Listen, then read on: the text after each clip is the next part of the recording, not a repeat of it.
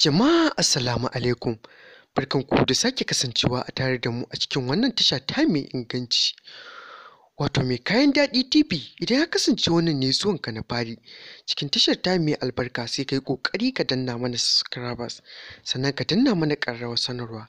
Ta nan kaɗai ne za mu iya sake samun damar sanar da kai da zarar mun ɗora sababbin ayyukan namu masu inganci. Babu shakka yau wannan tasha tana ɗauke da labarin haziƙin mawaƙin nan kuma jarumi a masana'antar Kannywood a halin yanzu, wanda zakaransa yake kan dawo, wato Kawu Sarki. Kawu Sarki mun hango bidiyonsa yayin da ya bar wannan ƙasa ya samu damar kai ziyara ƙasar Cote d'Ivoire, yayin da ya ansa saƙon gayyatar da aka yi masa. To ku dai danna mana subscribe ɗin, kada ku shafa'a, kuma ku danna mana ƙararrawar sanarwa, domin wannan tasha ta ɗaura da mutse, ko kuma mu ce ta ɗaura niyya wajen kawo muku dukkanin wasu sababbin ayyuka na masana'antar Kannywood. Da zarar an samu labari a dangane da al'amarin, za a sanar da ku da wuri. Sai ku ci gaba da danna mana subscribe da ƙararrawar sanarwa. Ta nan kaɗai ne za ku ƙara mana ƙarfin gwiwa samu muku wasu sababbin labaran da kuma wasu sababbin ayyukan mu ɗora muku, domin nishaɗantuwar ku masu kallon mu na yau da kullum, abokanan hulɗar mu. Babu shakka mun hango bidiyon matashin mawaƙin nan Kawu Sarki a airport, yayin da yake ƙoƙarin baro ƙasar ma, domin har ya gama abin da zai yi da wannan sallah kenan. Ya samu damar kai ziyara ƙasar Cote d'Ivoire kamar yadda aka gayyace shi, kuma har zai baro ƙasar.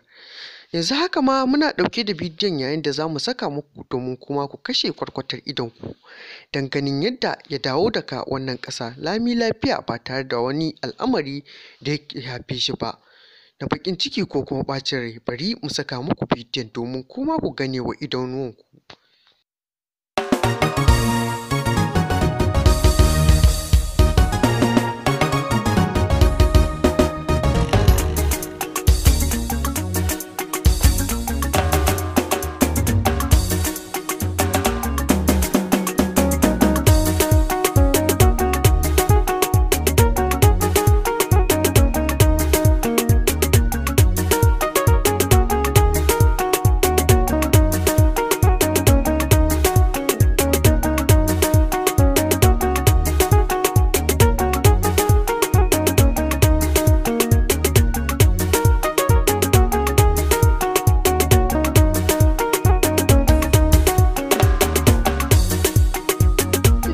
Za ku gane cewa babu shakka Kawu Sarki yanzu haka ba a wannan ƙasa yake ba.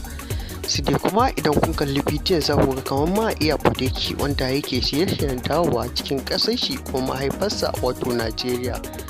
Sai dai fatan mu a nan guda ɗaya ne, Ubangiji subhanahu wata'ala Allah ya sa ya yi nasarar tafiyar, kuma ya ji daɗin tafiyar. Ubangiji Allah ya sa ya dawo mana lafiya.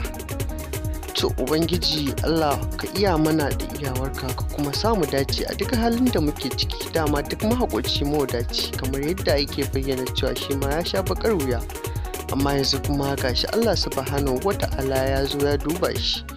To babu shakka duk wanda ya haƙura, idan ya haƙura fa ya daɗe yana haƙurin, Allah yana sanar da shi sai huta.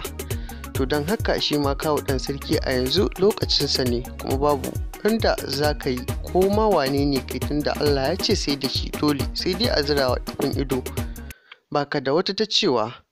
Wanne fata za ku yi ga Kawu Sarki masu sauraron mu na yau da kullum?